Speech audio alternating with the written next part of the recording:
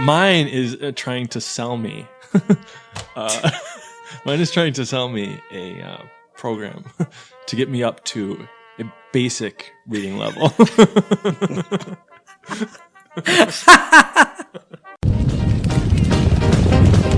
else would you rather be than right here, right now? Hey, hey, let's go Buffalo! Hey, hey, let's go Buffalo! The Bills make me wanna. Welcome to the Circling the Wagons podcast, a podcast discussing the Bills all year round with interviews, news, recaps, and insightful fan discussion. Most times. Here's your host and lifelong Bills fan, Nate. Hey, football fans and NFL draft enthusiasts. What is up? Welcome to another episode of the Circling the Wagons podcast, the only podcast that's willing to see how dumb its hosts are by taking the NFL equivalent of an IQ test. I'm your host, Nate, joined by my co-hosts, John and Mike. Fellas, it's great to be with you. We are continuing our off-season series of podcasts before the NFL draft. And in this episode, all three of us will take the Wonderlic Test and discuss the results and our thoughts on the test itself. Now, what is the Wonderlic Test, you might ask yourself? Well, we know it as football fans as the test taken annually at the NFL Scouting Combine for NFL draft prospects, but it was actually created in 1936 by E.F. Wonderlic. The Wonderlic Personnel Test was the first short-form cognitive abilities test in the areas of math, vocabulary, and reasoning. It is a popular group intelligence test used to assess the aptitude of prospective employees and applicants for learning and problem solving in a range of occupations. The Wonderlic is available in 12 different languages and is often used in college entry-level jobs and team-making efforts, and in this case, a podcast. It consists of 50 multiple-choice questions to be answered in 12 minutes. So I have an example of a Wonderlic test question here. Would you guys like to hear that? Yes, please. All right, a train travels in 1/5 of a second. At this same speed, how many feet will it travel in 3 seconds? So a train travels 20 feet in 1/5 of a second. At the same speed, how many feet will it travel in 3 seconds? I blame the question reader. You will be able to see this. All right, let's do another one. The 9th month of the year is September. Okay, there you go. See, that's one of them. Word questions are tough to read aloud and to just listen to. So yeah, that's a sample question. You are not allowed a calculator in the Wonderlic, we found out. There's quite a level of disparity in the two questions. Yes. One will, well, if you're not good at math, it is. But also listening to it probably doesn't help.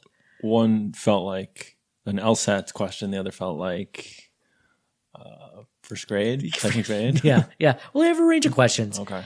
Yes, one definitely sounds like it could be from like the SATs. Yeah, LSATs. But again, that might have been poor reading. Yes. Well, no, probably not. Did you say 20 feet at the first part? I feel like a whole part was omitted. Yeah, I definitely felt like I needed to hear it a second time. Yeah. Well, we'll move on. Okay. Yes, we will. Thank you. Originally designed to aid, and I hate you guys, originally designed to aid in employee selection, the Wonderlic Personnel Test has also been used by both the United States Air Forces and the National Football League for selection purposes. True. Yeah, all of this is true. Actually, I'm reading. I'm reading off Wikipedia, so this is all true. During World War II, the Navy began using the Wonderlic Personnel Test to select candidates for pilot training and navigation. Well, can't anybody just edit Wikipedia? Yes. Okay, just checking.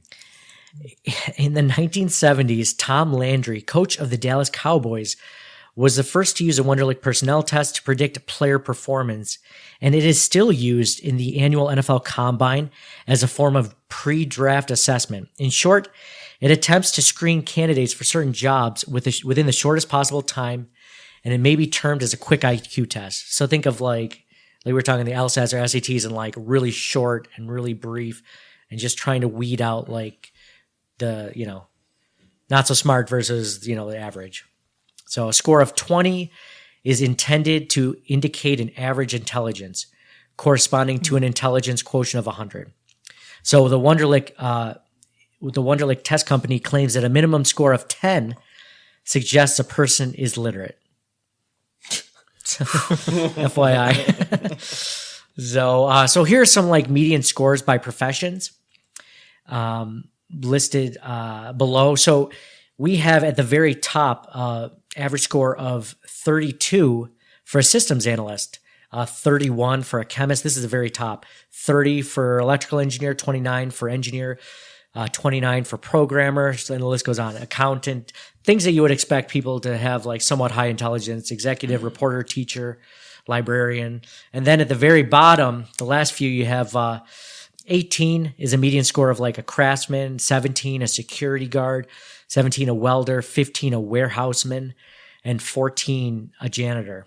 The average score, we won't do positions right now, but we'll talk about some famous scores after we take the exam. We're going to take it. It's 12 minutes long. When was the last time you guys took a meaningful exam of any sort, like tests in school? Like, I'm really trying to think of one that I've taken since I finished school, but I can't think of one. Like, probably when I graduated was the last time I took a test. You guys? Have you taken one, like any significance? Not that I can recall. Yes, so no. Mike, no? Okay. All right, so this will be interesting. This will be one of the only times that we've taken. All right, well, so this is good because we're all on the same level. We all haven't taken a test in years. We haven't been studying tests or anything like that recently. So, all right, so we're going to take the test and we're going to give our results.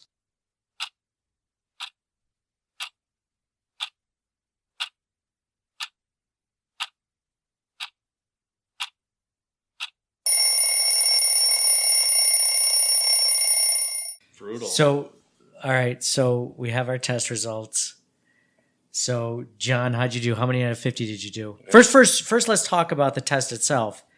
What did you guys think about the test? There were a couple answers that repeated. Yeah, did you have one of those? I had a couple of those. So, mind you, we're taking the sample test online, so it definitely wouldn't have happened in the real Wonderlic test. But yeah, I had a couple of. Hopefully, I got those right. I have no idea.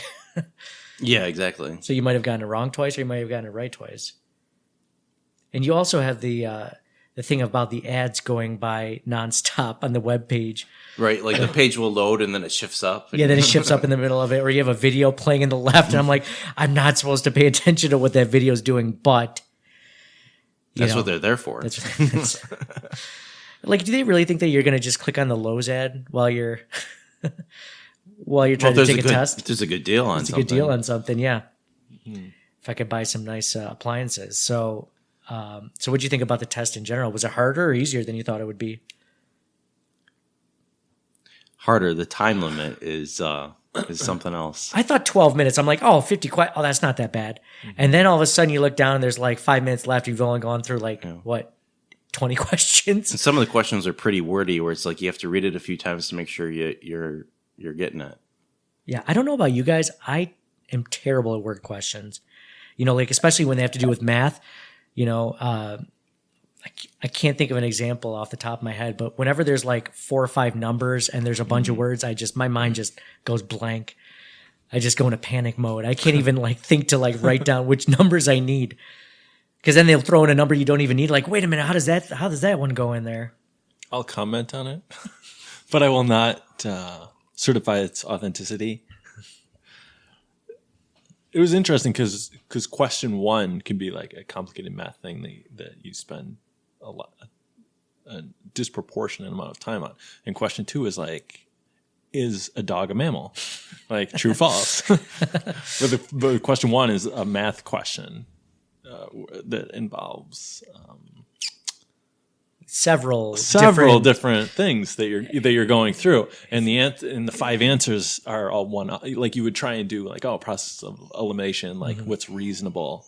Yeah, but they're all off by 1 digit. Say, you know what I mean? Yeah, something like that. Yeah, they're very close, to what the answer would be. Where you couldn't just use a mental model shortcut or something. Yeah, and then the next question, so it'll be sometimes it'll be a really difficult question math-wise. And the next one will be like, how many even numbers in this in this list of 6 numbers are there? And you're like, okay, well, there's 3. That one's easy. Yeah. It's so funny. There's the complete spectrum of questions. like this is to this, as this is We to that. also have to entertain the possibility that it's not a true test. So, all right, now that we're talking about that, let's talk about scores. Just in the sense of Mike, do you want to go first? Mine is trying to sell me. Mine is trying to sell me a program to get me up to a basic reading level.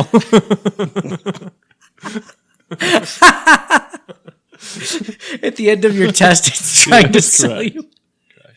Well, like hooked on For phonics. $12.99, I can hopefully get up to the 30th percentile of test takers. What percentile did you get? Just 36. 36 percentile. Yeah. So what's the How many out of 50 did you get? 19. 19. Nice. Hold on, let's see. You say that like I can't wait to see what you. Okay, so you're right under a receptionist and a train conductor, but you're above a craftsman. I always wanted to be a train conductor. That's kind of cool, actually. Yeah. John, how'd you do? Out of 50. I got 26. 26. Nice. Nice. Whoa, hey now. Good job. Let's see what that equals. All right, 26. What percentile You're- is that? 71. Nice. 71. Nice. So, What was your strategy at the end? Just click on as many as I could. Really? yes. Like the Did you last like 20 most- questions. Yeah. I missed like the last Did question. you get through 50? 49. Yeah, that's so real quick, let me tell you, I was just Okay. 1 point ahead at 27. Not to brag, John. I know your 26 is all well and good, but hey, at least you beat Mike. No, so like 27 is like teacher is 28, and copywriter is 27, investment analyst is 27, librarian is 27, electronics technician 26, salesperson 25. So those are the ranges. But yeah, agreed. Like towards the end, I didn't I'm like, know we were guessing. I just stopped. well, at the end, you just gotta like, if you can't answer it like right off the bat, just put an answer down. Because go through it, yeah, right. and I wasn't even reading half the questions at the end because I only had like 30 seconds and like 15 questions. so you got through 49. I think I only got through 42. Mike, how many did you get through out of 50? in the 20s. So you doing 19 out of your 20s isn't that bad. Had you had a chance to take it again, you actually might have done pretty well. Well, or at least you got more. kind of recall like in standardized tests, they tell you if you get to the end, you have nothing to you might as well. It's going to be counted wrong if you don't do something, right? So you can just go through and That's what I C did, for everything or ABC, whatever your strategy is. So like thinking back, that would have been the way to go. Yeah. Definitely. Well, you didn't know. You know, your mind couldn't process that. You don't have the intelligence like John or I to pick up on that. It's not your fault. It's your feeble mind. You guys could have went over some strategies for success. Fear your brain process. I feel bad. I shouldn't make fun of people like that. It's not fair. So that was a list of occupations. Now, if we go to the NFL list of players that have gotten around like those scores, so like if you want to go all the way down to the bottom of like famous NFL players' scores, look at the bottom. Some names you might recognize. Morris Claiborne had a 4, which is probably one of the lowest scores that's been recorded, at least on this list. Morris Claiborne is a cornerback for the Jets. Kelvin Benjamin, Bills wide receiver, had a 7. Travis Henry, former Bills running back, had a 9. AJ Green, wide receiver for the Bengals, 10. CJ Spiller, 10. And it goes from there. So those are really, really low scores. Do you know, like, the process actually someone takes this? Like, the way to do it would be to look at all the true-false questions. You know what I mean? Like, you could bang out those in a minute. Yeah. Yeah. Like, if you actually were sitting down with a piece of paper and go through, half of these are 2 questions or two potential answers. Right. And then go back to the math questions with 5. And the answers aren't going to repeat, or questions aren't going to repeat themselves during the test. Yeah, we couldn't even go back though, like to answer questions. Like if you left them blank, like there was no way to go back. So that's probably one of the reasons why you went through and just took the time to answer because you're like, I don't get a second chance at them. But It wouldn't be enough time anyway. no, I kept looking at that clock. I'm like, what, 4 minutes? I've only gone through 20 of these questions. There was a clock? Yeah, there's a clock at the top. A very fastly ticking clock. So, yeah. Well, you didn't see that. Again, you didn't even think to look for the clock. Oh. I did not think you would have the lowest score. I thought for sure it would be John. No offense, John. What's that supposed to mean? No, Mike. I just. You didn't think it'd be you, huh? Should I wouldn't say that. I definitely crossed my mind for sure. Let's take it again. You guys are both. No, you're both intelligent individuals outside of this test. So, so high scores. We're talking the highest score. The only person that's ever scored a perfect score on the Wonder List is Pat McAnally, a punter. I think he's from the 1970s. Scored a perfect 50. And then some other names you might recognize from the NFL: Ryan Fitzpatrick, the always famous 48, former Bills, Titans, Bengals, Rams. I mean everything. Calvin Johnson, wide receiver for the Lions, 41. Carson Wentz, quarterback, 40. Alex Smith, 40. Eli Manning, 39. Eli Manning has never come off as a particularly intelligent individual, but 39, man, that's pretty good. Matthew Stafford, 38. A lot of quarterbacks have high scores, so I guess that's not really a huge surprise. I know that I had read somewhere that actually there are times when a high test score actually doesn't work in your favor as a player because coaches will think that you're too smart. So you might not take well to coaching or lessons or whatever, especially if you're smarter than them. So it's actually sometimes works against them. Maybe not so much in quarterbacks, but other positions. Do you guys remember taking, this is kind of off the board a little bit, but it has to do with standardized tests. Do you guys remember taking standardized tests when we were kids, like the OLSATs or whatever they were? California Achievement. Yeah.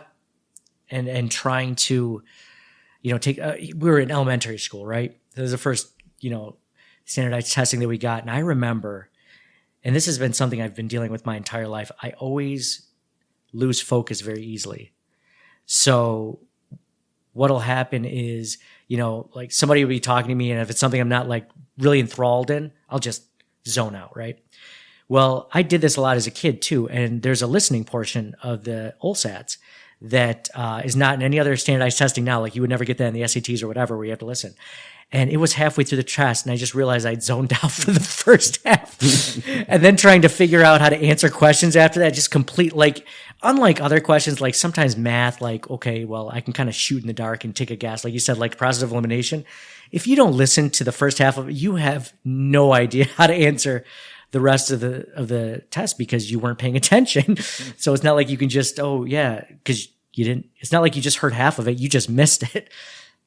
So I always remember that and thinking, well, this sucks. I'll have to definitely remember not to do this in the future in third grade. I just get very easily distracted. It was like almost summertime, almost ready to get out. But yeah, that was really interesting, guys. So here's an idea. Okay. But so that you were saying has been around since 1936. That seems like a long time for it to dominate. And I'm not just denigrating it because I performed by far the worst.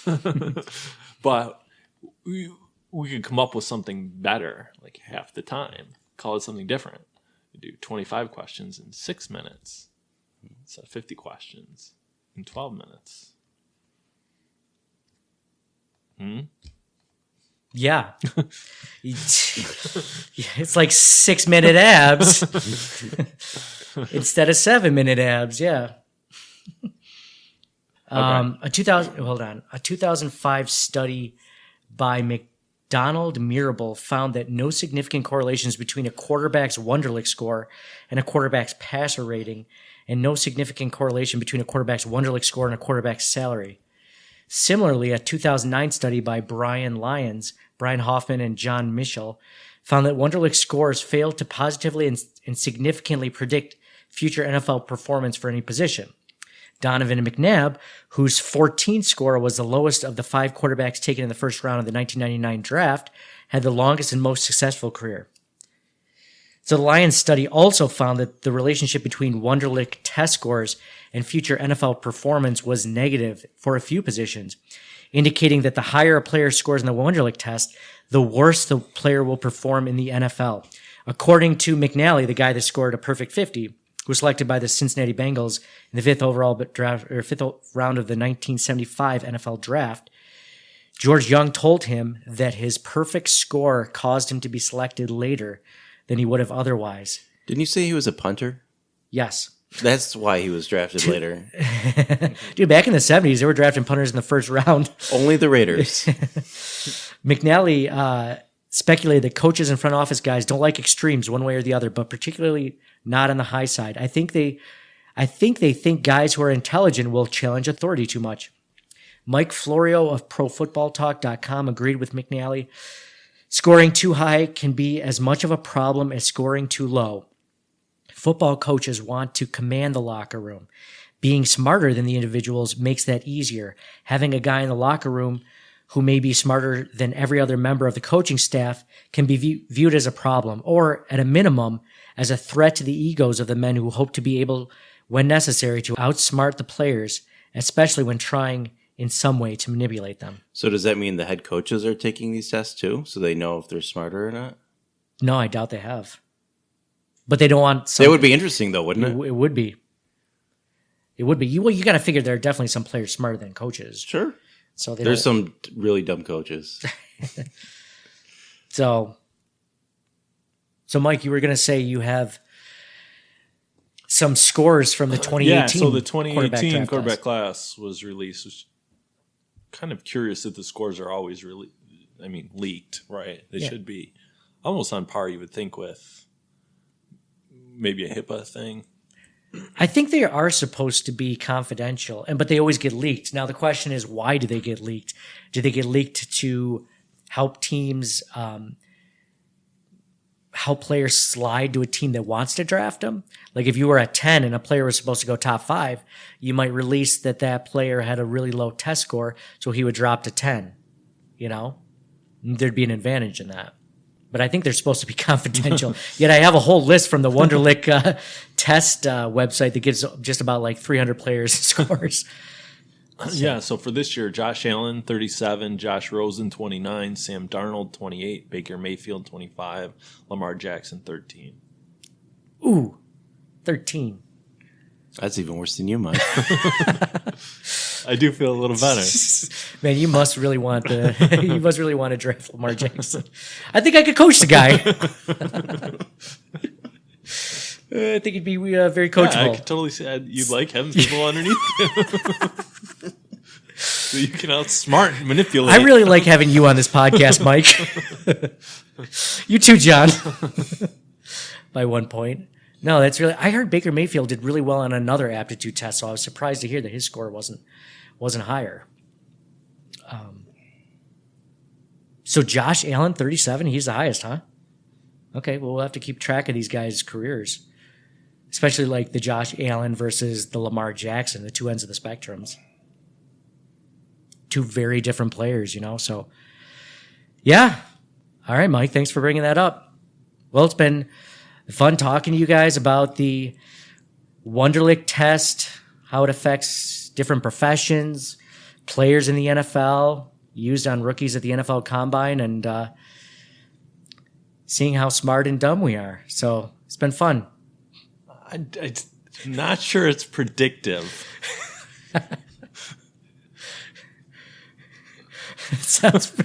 Seems pretty predictive to me. Standing at this end, at the Josh Allen end, it seems pretty predictive. Oh, you're right. It's but see, hey, it has no predictive. Maybe somehow I got your score and you got my score. We are on the same Wi-Fi connection, so I guess it could be. All right, well, it's been fun talking to you guys about this. Thanks, everyone, for listening, and we'll talk to you guys again soon. Thank you for listening to the Circling the Wagons podcast. Download and subscribe to us in your favorite podcast service. Email us at ctwpod@gmail.com. That's Charlie Tango Whiskey Pod@gmail.com. Follow us on Facebook and Twitter at CTWPod. And most importantly, go Bills! Nobody circles the wagons like the Buffalo Bills.